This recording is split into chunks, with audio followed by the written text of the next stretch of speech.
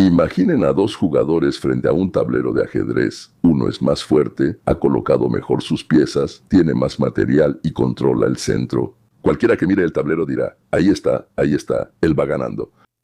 Ahora agreguen un detalle, el reloj de este jugador fuerte está a punto de acabarse, no el de su oponente, sino el suyo. Cada minuto de reflexión no solo le quita tiempo, le quita parte de su ventaja. Y cuanto más tiempo piensa en la jugada perfecta, más débiles se vuelven sus posiciones. Y para el segundo jugador, el débil, el reloj avanza lentamente. Él va perdiendo piezas, pero el tiempo juega a su favor. Esos son, en realidad, Irán y Estados Unidos, justo ahora, en estos mismos días. He intentado contar esto de diferentes maneras varias veces, pero por las preguntas que hacen, incluso durante mis transmisiones en vivo, por así decirlo, lo que se llama en directo. Sí, tanto en las preguntas como directamente, esto claramente muestra que aquí hay una falta de atención. Entonces, ¿quién es realmente el que está ganando? Bueno, ahora hablemos de quién es realmente el que está ganando. Hoy intentaré explicar algo que casi ningún canal de noticias explica. Entonces, ¿por qué la potencia más fuerte del planeta negocia como si fuera ella la que lo necesita urgentemente y no Teherán, que está acorralado? Más adelante, cerca de la mitad, les mostraré un hecho sobre el programa nuclear de Irán que la verdad me puso la piel de gallina. El 99% del trabajo ya está hecho, pero de eso hablaremos un poco más adelante. Vamos por partes porque solo cuando seguimos un orden todo se vuelve claro. Después de varios meses de guerra, es decir, una guerra en la que ambas partes intercambiaban golpes, llegó el momento en que los negociadores de Estados Unidos e Irán alcanzaron, como ambas partes dicen, un acuerdo preliminar. En papel se ve más o menos de la siguiente manera. Extender la tregua por 60 días, bueno, para poder hablar de algo ahí. Pero entonces levantar las restricciones del estrecho de Hormuz y empezar, digamos, a hablar sobre el programa nuclear de Irán. O sea, la franja de agua más estrecha por donde pasa, como ya hemos dicho muchas veces, una quinta parte del petróleo mundial. Lo anunciaron ayer. Ayer, jueves, parecía que, bueno, aquí está el principio del fin de la guerra. Pero ya el viernes el presidente Trump presentó algunos nuevos requisitos sobre el estrecho de Hormuz, o sea, bueno, sobre otros puntos. Y según él, se fue a la sala de situación. Amigos, esto podría haberlo grabado tranquilamente en su oficina oval, o en Mar-a-Lago, o en cualquier otro lugar. No, él fue a la sala de situación. Y varias veces enfatizó que iba a tomar la decisión final. Bueno, como que hay que captar de inmediato alguna indirecta por parte de Teherán. Hablaremos de eso. Por parte de Teherán, el portavoz oficial del Ministerio de Relaciones Exteriores declaró literalmente lo siguiente. El contacto se mantiene, pero el memorándum, no el acuerdo. El memorándum aún no está finalizado. Y lo más importante, no hay ninguna confirmación de que la máxima autoridad de Irán apruebe algo de esto.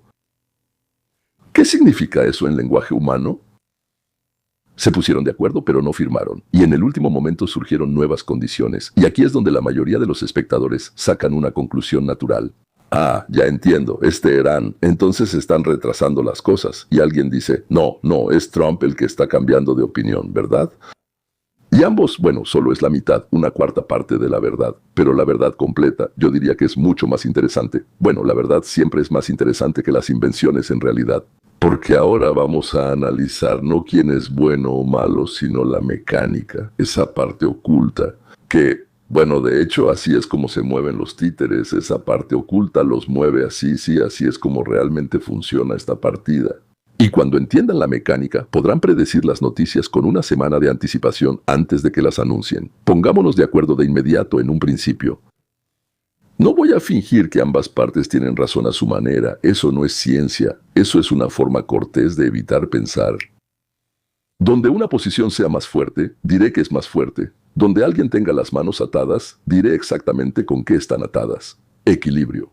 Por el bien del equilibrio, eso no es objetividad, eso es cobardía. Aquí nos dedicamos a otra cosa.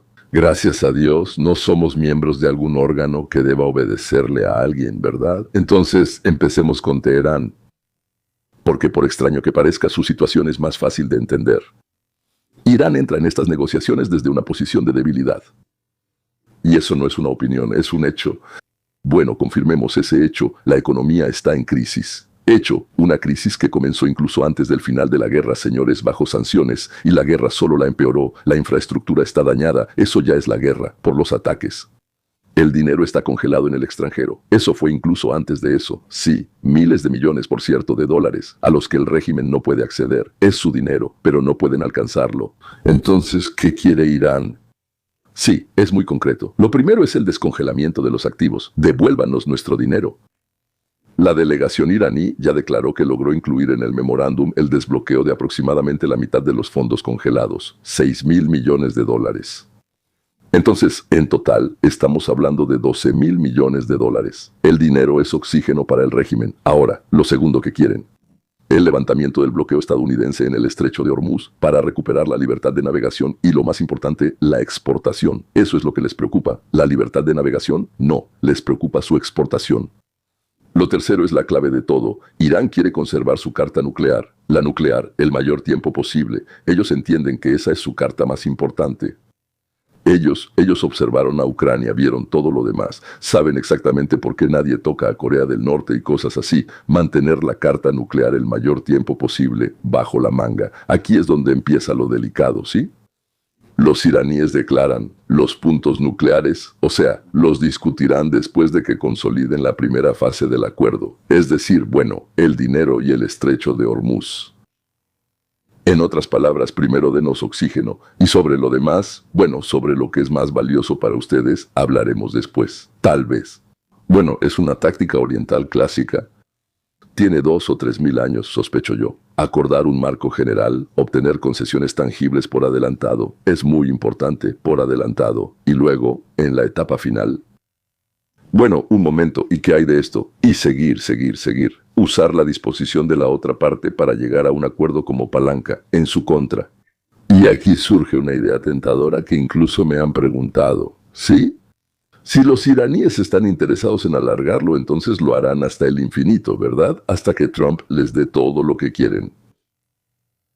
Recuerden esta idea. En unos minutos volveremos a ella y les mostraré por qué contiene un error oculto. Ese error podría costarle caro a Teherán. Pero primero el otro lado del tablero. El tablero tiene 2 lados. ¿Qué quiere o qué busca Trump? A primera vista, lo mismo que cualquier negociador, un buen trato.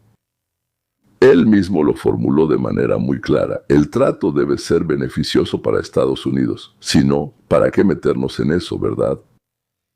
Pero detrás de esa frase hay una posición de fuerza. Seamos honestos y enumeremos en qué consiste realmente nuestra fuerza. Primero, Estados Unidos controla ambas palancas principales de Irán al mismo tiempo. Creo que hablamos de esto ayer o anteayer. La palanca número 1 es la exportación de petróleo, que es golpeada por las sanciones. Noten un detalle característico.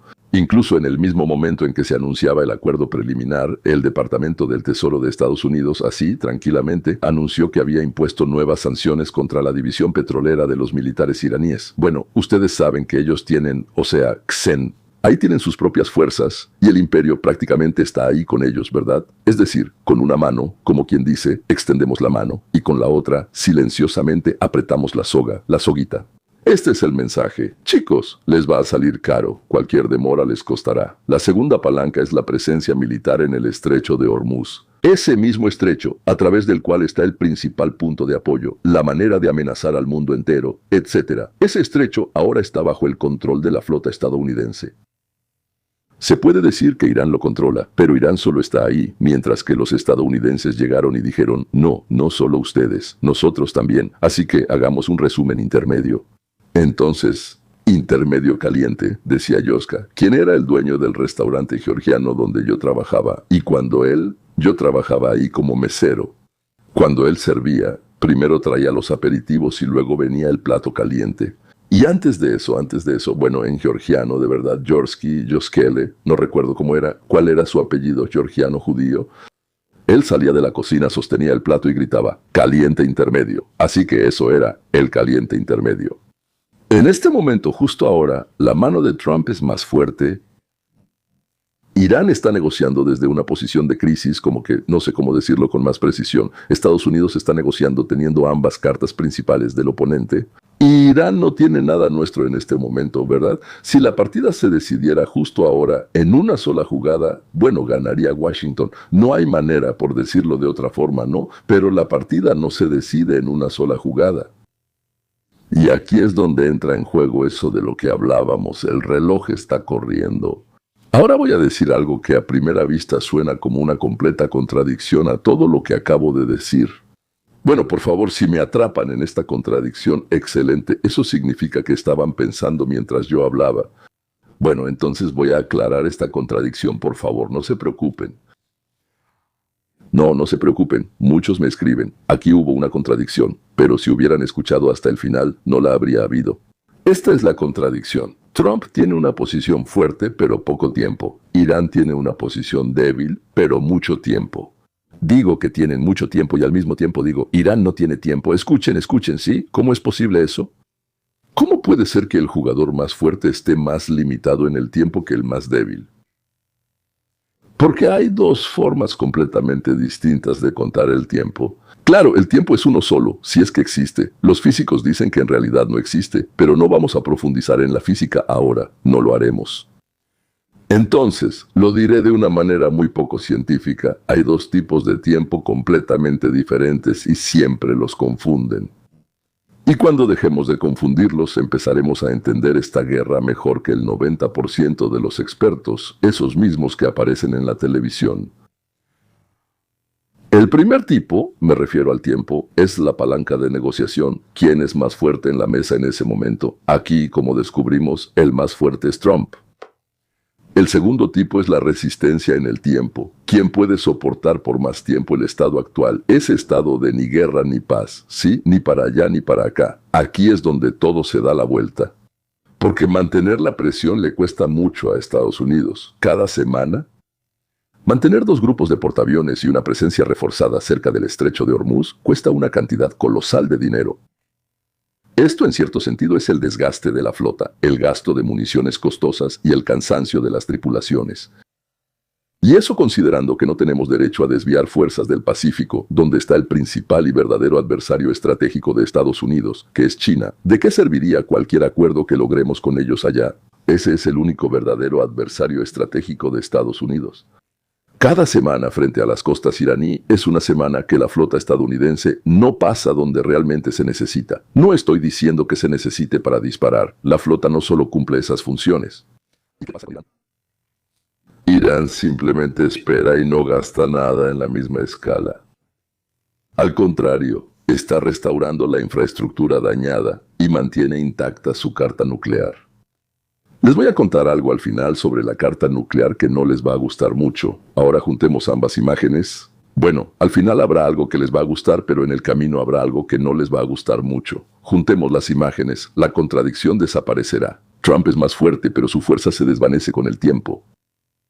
La parte iraní también está perdiendo fuerza, pero más lentamente. ¿Entiendes, verdad? Pierde fuerza más lentamente, es decir, si Trump tiene semanas, Irán al parecer tiene meses. Es decir, Trump tiene la ventaja. Pero la ventaja es perecedera, se acaba rápido. Es como el pescado fresco con el calor, enseguida se echa a perder, ¿verdad? Hoy está fresco, pero en unas semanas ya estará pasado. Será mucho menos. De ahí viene la lógica del momento. ¿Entiendes? Ahora, ¿por qué la parte más fuerte actúa como si fuera urgente para ella? Trump debe convertir la superioridad de hoy en un acuerdo firmado rápidamente antes de que las curvas se crucen. E Irán, por el contrario, está interesado en alargarlo, porque cada semana reduce la brecha a su favor. Por eso, las nuevas exigencias de último momento de Irán son una táctica para ganar tiempo. Y esas mismas nuevas exigencias de Trump son un intento de forzar, de presionar mientras él todavía está en la cima. Es la misma táctica, pero con objetivos completamente opuestos. Espero sinceramente no haberlos confundido, señores. Y aún no hemos llegado a lo más interesante. Les prometí hablarles sobre el 99% y ya casi hemos llegado a eso. Regresemos a esa idea que les pedí recordar. Si Irán está interesado en alargar esto, lo hará hasta que Trump le entregue todo, ¿sí? Suena contundente, pero hay una suposición oculta escondida ahí, y esa suposición es falsa. La suposición es la siguiente. Trump solo tiene dos opciones: o firma el acuerdo bajo las condiciones de Irán, o sigue esperando y aguantando, perdiendo recursos. Y si la elección es entre estas dos, entonces sí, el que aguante más gana, e Irán supuestamente logrará aguantar. Pero Trump tiene también una tercera opción. Y es precisamente esa tercera opción la que pone de cabeza toda la estrategia iraní, el tercer movimiento u opción. No se trata de sentarse pasivamente y esperar a que mis fuerzas disminuyan, sino de cambiar las reglas del juego. Hacer que la demora sea insoportablemente costosa para Irán. Y así, para que le cueste tanto, para que la sangre fluya tanto que no alcance a acumularse el beneficio de alargar esto. ¿Cómo se hace eso? Bueno, hay dos maneras. En realidad, y créanme, la parte estadounidense utiliza ambos métodos. El primer método, la escalada. En vez de esperar, no nos sentamos a esperar hasta llegar a un acuerdo, ¿sí? Retrasar es beneficioso para Irán siempre y cuando la situación actual se mantenga estable. Bueno, algo valioso que él conserva no se va a ir a ningún lado mientras él retrasa, ¿verdad? Pero Trump no está obligado a aceptar esa estabilidad. Mientras su posición sea fuerte, puede elegir no aguantar, sino actuar. Bueno, o sea, el garrote está ahí, digamos, no está ahí, entonces en el segundo acto debe usarse. Y entonces el reloj de Irán empieza a correr mucho más rápido. No tiene sentido cuidar algo que te pueden quitar mientras lo cuidas. ¿Entiendes la idea, verdad? Tú lo cuidas, pero ya te lo han destrozado. Entonces, ¿para qué demonios lo cuide todo? Bueno, y claro, hay, digamos, una segunda manera, el estrangulamiento por sanciones. Esas mismas nuevas sanciones, pero la división petrolera es el mensaje. El mensaje. Oigan, chicos, escucharon, ¿verdad? ¿Entendieron, sí? Irán no está actuando en un ambiente neutral y tranquilo. Está actuando en un entorno que empeora cada semana. Cada semana sin un acuerdo no es guardar esa carta, es apretar la economía una vuelta más, y luego otra, y luego otra. Y entonces empiezas a jadear y a quedarte sin aire. Hay un tercer factor, probablemente el más profundo. Se llama asimetría de lo que está en juego. De nuevo, espero que esto no suene demasiado complicado. Piensen en qué arriesga cada lado. ¿Qué arriesga Trump? Él arriesga su tiempo y dinero. Bueno, y también que su partido no sea elegido para dirigir el Congreso, ¿sí? ¿Qué le queda a él? Su vida permanece, su dinero permanece, su familia permanece, todo. Con todos los demás es lo mismo, ¿verdad? Les queda mucho, pero no es trágico. ¿Y qué arriesga el régimen iraní? Señores, el régimen arriesga su propia existencia. Su propia existencia. Y cuando decimos la palabra régimen, no significa otra cosa, significa la vida de cada uno de ellos. Si la presión aplasta la economía hasta el punto de que el pueblo se enfurezca, la historia de este régimen muestra cuán cerca ha estado de ese límite varias veces. Entonces, lo de aguantar pasa de ser una táctica inteligente a lanzar una moneda al aire. A ver si no me matan. Bueno, hay un 50% de probabilidad. Ese es el umbral de dolor de Teherán. Es más bajo de lo que parece por su retórica ruidosa. Pero ellos lo entienden. Por eso la conclusión, que Irán simplemente aguantará hasta la rendición de Trump, solo es válida en un mundo imaginario, donde Trump está atado de manos. En la vida real, en el mundo real, él tiene una tercera opción. Y la verdadera encrucijada del momento. No es quién aguanta más tiempo, o quién aguantará más tiempo, ¿sí? La verdadera encrucijada es esta. ¿Quién cederá primero? ¿Irán bajo sanciones o Trump bajo amenaza? O sea, ¿quién no aguantará primero? Como dicen los estadounidenses, ¿quién cede primero? Eso es exactamente lo que significa la frase de Trump. La decisión final se tomará en la sala de situación. Porque ahí no se elige en la oficina oval. Hay que bajar a la sala de situación.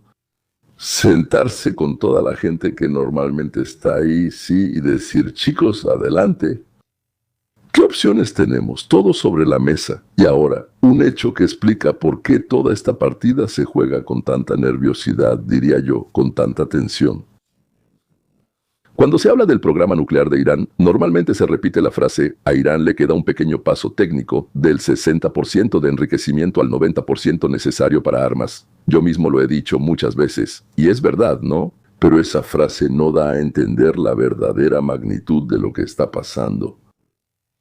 Los especialistas miden el trabajo de enriquecimiento de Irán en unidades que se llaman unidades de trabajo separativo.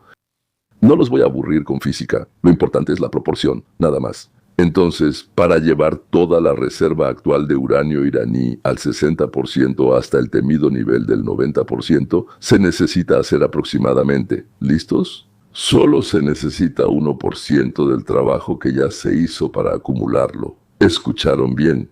1%, el 99% ya lo hicieron, el 99% del camino ya está recorrido.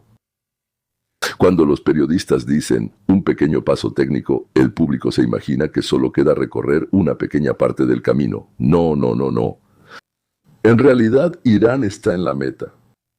Se han dado 99 pasos de 100. Bueno, 100. Si corriste los 100 metros, ya corriste 99 metros. Te queda 1 metro. Un número más, damas y caballeros, para que sientan el peso.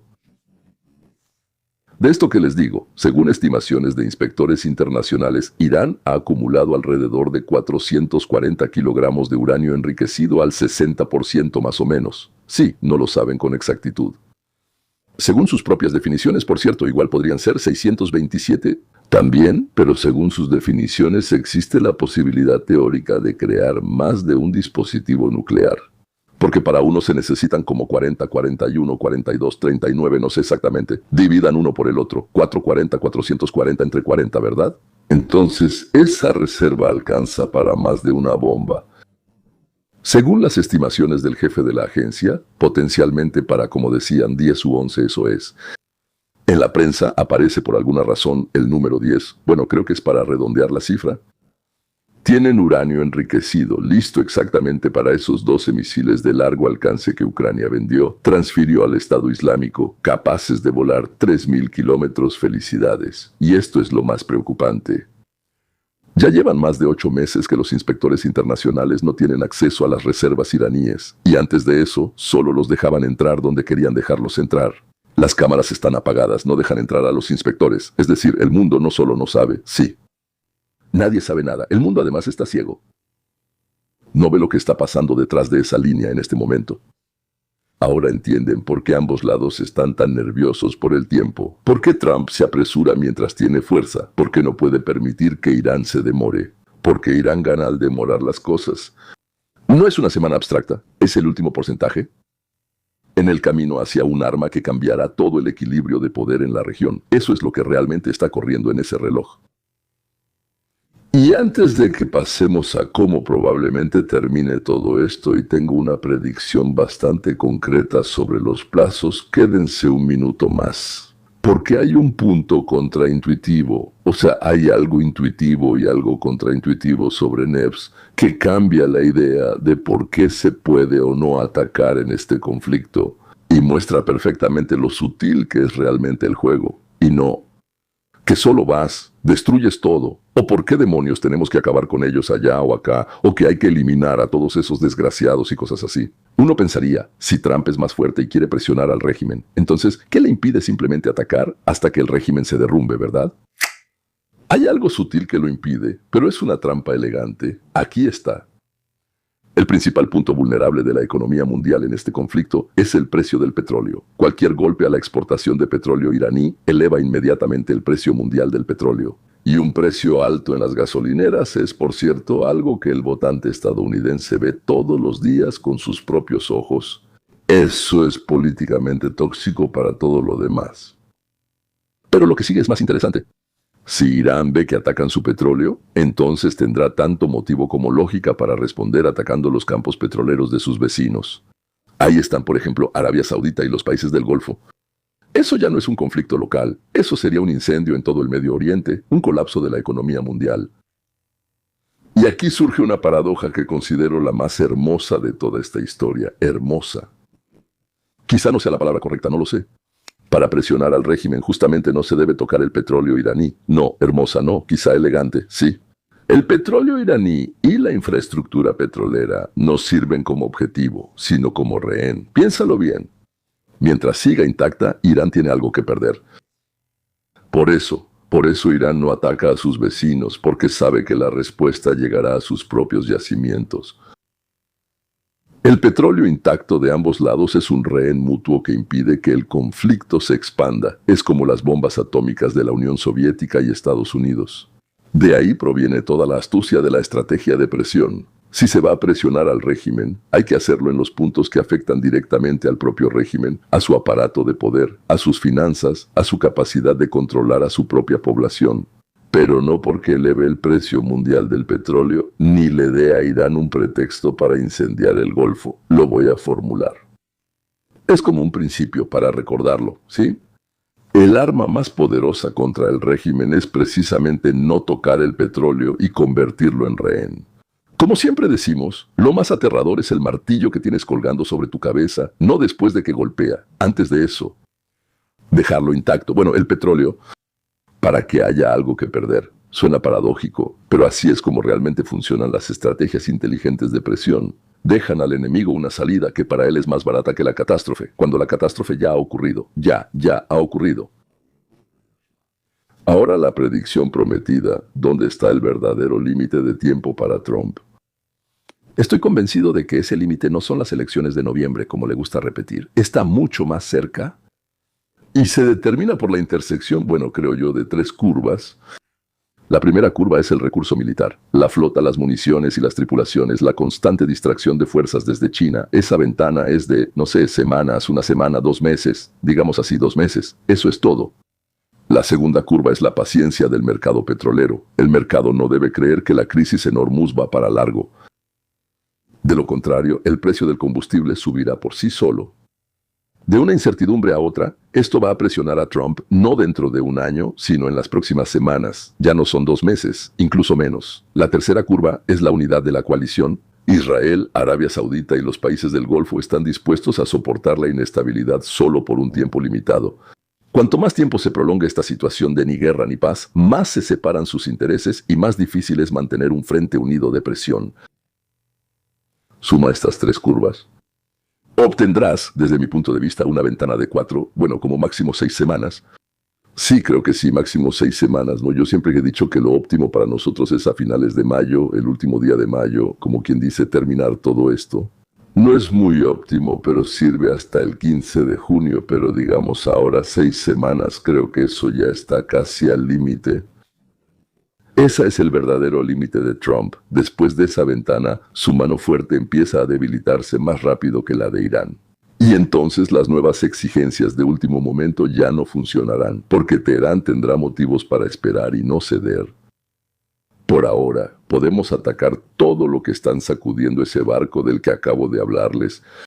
Por eso, si hay un acuerdo, lógicamente debe cerrarse dentro de esta ventana. Retrasarlo sería en contra de Estados Unidos, en contra de Trump, no contra nosotros. Y, por lo que parece, todos en Estados Unidos lo entienden perfectamente. De ahí la decisión final ahora, y no esperar hasta el otoño. Porque si no nos preocupara mucho, diríamos, bueno, esperemos hasta el otoño, y seguiríamos atacando a Irán. Y ahora viene aquello por lo que estamos analizando esta partida de ajedrez. Uno puede ver todo esto y caer en la desesperación. Guerra, uranio nuclear a punto de llegar a la meta, inspectores cegados, el reloj avanzando rápidamente. Parece que el mundo se tambalea sobre el filo de una navaja, pero veámoslo de otra manera.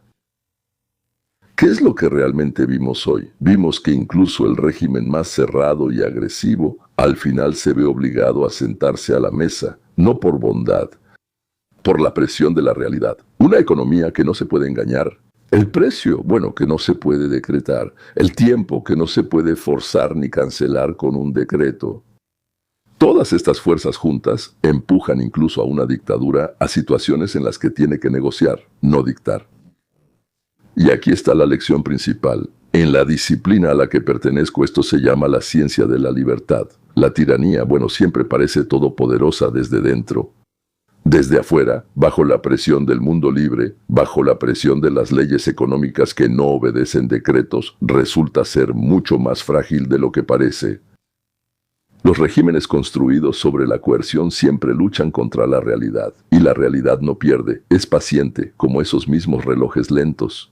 La historia conoce decenas de casos en los que parecía que el mal iba a ganar y luego se desmoronó porque estaba construido en contra de la naturaleza humana y en contra de las leyes económicas. Así es, también existen esos casos. La libertad y el sentido común son fuerzas lentas pero resistentes. Su reloj avanza en la dirección correcta, así que no se desesperen al ver noticias alarmantes. Las noticias alarmantes llegan todo el tiempo, sin parar, una tras otra, ¿sí? Aprendan a leer la mecánica detrás de ellas. Cuando empiezan a entender cómo está hecho, el miedo da paso a la claridad, y eso ya es la mitad de la victoria. Si este análisis les ayudó a ver detrás del caos, de noticias, mensajes, engaños, alguna lógica, ¿sí? Y realmente espero que en ese sentido les esté ayudando, damas y caballeros. Por favor, hagan 3 cosas. Primero, denle like. Eso realmente ayuda al canal a llegar a nuevos espectadores, es decir, a través de los algoritmos. Suscríbanse y activen la campanita para no perderse los próximos análisis. Por cierto, la campanita resulta ser muy importante. Ahí se calcula algún porcentaje. En general, el algoritmo realmente lo necesita, lo desea mucho. Por favor, háganlo por él, así que activen la campanita. Entonces les espera mucho contenido interesante y escriban en los comentarios cuál de los 2 escenarios creen que es más probable. ¿Donald Trump cerrará el trato o Irán lo hará? Por cierto, me interesa saber cómo ven ustedes este, digamos, tablero de ajedrez. Y para quienes quieran profundizar más, en nuestro canal de paga, $4 al mes. Así, obtienen acceso anticipado a los análisis antes de su publicación y materiales adicionales que no están disponibles públicamente. Es la mejor manera de apoyar el canal y pensar, como se dice, un paso adelante de las noticias. Y, por supuesto, para todos los que quieren aprender a analizar por sí mismos situaciones difíciles, está mi libro Capitalismo 101. Solo ofrece una visión general, una especie de base para entender. Y después está el curso Hoja de Ruta hacia la Libertad. Estas son las herramientas para este tipo de pensamiento en un canal aparte que se llama Hoja de Ruta hacia la Libertad. Entonces empieza ahí. Hay 2 opciones. Son videos de 10 minutos, digamos, para cada mañana, simplemente para, por así decirlo, recibir una dosis de cosas interesantes y reflexionar sobre algo. O también hay, creo, 17 capítulos de 1 hora cada uno. Si no me equivoco, pueden ser 16, pueden ser 18. Por cierto, habrá que revisarlo. Y entonces cuando tengan tiempo, entonces pueden, por así decirlo, escuchar esto, ¿sí? Y entonces da una herramienta. ¿Y para qué sirve la hoja de ruta para el pensamiento? Porque simplemente da herramientas para este tipo de pensamiento. Aprendan a ver la mecánica, aprendan a distinguir entre un hecho y una versión, aprendan, por así decirlo, lo que se llama a leer el reloj en el tablero de otra persona. O desde fuera, no sé, bueno, en fin, ahí están su reloj, mi reloj, yo presiono, usted presiona. Aprendan a leer su reloj. Porque la libertad no empieza en las barricadas, empieza en la cabeza, solo en la cabeza, de esas personas que saben pensar con claridad. Eso es, y me gustaría agregar como algo sobre lo que hemos estado hablando, porque algunas cosas de las que hemos entendido y aprendido durante estos, digamos, 2 meses de una fase activa de la guerra, con Irán me refiero, sí. Entonces, algunas cosas empezaron a aclararse para nosotros sobre lo que estaba pasando. Se desarrollaron, los eliminaron con las mejores bombas, las mejores que tiene la humanidad. Las mejores me refiero, las más destructivas, autodestructivas. Entonces, para atravesar decenas de metros de roca, para llegar a lo que estaba abajo, todo el mundo esperaba la mañana para ver el cráter en el lugar del programa nuclear iraní. Y por la mañana resultó, señores, que casi todo había sobrevivido. De decenas de instalaciones subterráneas, casi todas están intactas. Los misiles, las fábricas, las centrífugas sobrevivieron a lo que se suponía que debía convertirlas en polvo, y ahora se enfrentan a un hecho que realmente cambia todo el panorama. El programa no fue destruido, solo pudieron alcanzar parte del programa, y eso está bien, pero solo parcialmente. Deténganse un segundo y piensen. ¿Qué pensábamos? Los bombardeamos, pero en realidad estuvimos atacando y no los alcanzamos. A una parte sí les dimos, pero a la mayoría no. Irán no construía fábricas, Irán construía una montaña, o montañas encima de las fábricas. Enterraba su poder tan profundo que la bomba más precisa del planeta se estrella contra la roca antes de llegar al objetivo. Y esta montaña está hecha exactamente así, y hace exactamente lo que fue diseñada para hacer. Absorbió el golpe y resistió. Eso significa que el problema no se resuelve desde el aire. No importa cuántas bombas lances, el último porcentaje permanece abajo, intacto bajo la roca. Ese mismo porcentaje, después del cual Teherán sale al micrófono y dice en voz alta lo mismo que repite todos los días: Israel no existirá, Estados Unidos no existirá, vamos a bombardear a todos, en cuanto tengamos el arma, los destruiremos a todos, todos morirán y cosas por el estilo. Y aquí es donde nosotros, los que queríamos resolver todo con un solo ataque, nos quedamos con unas cuantas puertas para entrar en la situación y solucionarla, ¿verdad? Veamos a dónde lleva cada una. Entonces, la primera puerta, atacar una y otra vez, convirtiendo un solo ataque en una guerra sin fin. Bueno, no sé si tengamos suficientes misiles para eso. Cada ataque aéreo es como el estrecho de Hormuz que vuelve a temblar. ¿El precio de la gasolina que subió en tu gasolinera es la factura que estás pagando? Entonces, como quien dice, todo lo que lanzamos para destruir esas montañas, pero la montaña probablemente sigue ahí de todos modos. La segunda puerta, lo que no se puede resolver desde el aire. Entonces, operaciones especiales, sabotajes, gente infiltrada, bueno, eso ya no es un ataque aéreo por así decirlo, es otra guerra, y se paga con personas, con nuestra gente. La tercera puerta, sentarse y negociar. ¿Con quién? Y con aquellos que prometen borrarnos y que ahora saben con certeza que sus ciudades subterráneas resistieron. Estas son negociaciones donde la carta fuerte, él piensa, está de su lado de la mesa. O sea, sobre la carta fuerte no lo sé, pero al menos él cree que es invulnerable. Te sientas a pedirle algo que, desde su punto de vista, no piensa entregar, y tú no puedes entregarlo. Fíjate que entre estas puertas no hay una victoria con solo presionar un botón. No, todo está bajo control. Esas palabras te las dicen. O sea, claro, se pronuncian palabras, pero no hay ni una sola puerta así, ¿verdad? Aquí está. Y yo voy a abrir otra puerta, la única que de verdad cierra el programa. Lo que van a escuchar a continuación le da la vuelta a la lógica. Aquí está una idea que por alguna razón hoy en día no se dice en voz alta. Se puede bombardear el concreto, se puede bombardear el metal, se puede derrumbar un túnel, pero hay algo que ninguna bomba en el mundo puede alcanzar. Y es precisamente eso lo que sostiene toda esta montaña que tiene encima. Esa cosa se llama régimen. Una centrífuga se puede reconstruir, un túnel se puede excavar de nuevo. Pero mientras estén en el poder quienes quieren esa arma, ningún cráter lo resuelve. Se enterrarán aún más profundo, construirán más, se esconderán mejor. Porque el verdadero búnker de la bomba iraní no es la roca bajo Fordo, son las personas. Personas que quieren esa roca. Y ahora una pregunta simple que lo cambia todo. Si la bomba no mata al régimen, ¿qué lo matará? Lo quite, lo mate, no importa, ¿verdad? Abran cualquier libro de texto, pásenle el dedo y vean cómo cayeron los regímenes. Ninguno cayó porque lo bombardearan desde afuera. Cayeron desde adentro. Por su propio peso, cuando la gente que había guardado silencio durante años, de repente dejaba de tener miedo en un solo día. Todos ya habíamos visto esto antes. Las plazas de Teherán, mujeres sin velo, jóvenes que no crecieron odiando a Estados Unidos, sino con el Internet prohibido. Pues como en la Unión Soviética se sentaban y escuchaban las emisoras extranjeras, ¿verdad? Y el deseo de simplemente vivir.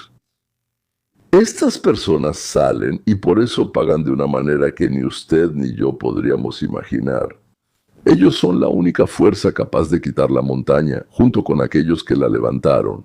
Y aquí está la amarga verdad que su presentador libertario siente. La libertad no se puede lanzar desde un avión. No se puede regalar con un ejército extranjero, traer en un blindado, ni escribir en un memorándum ajeno.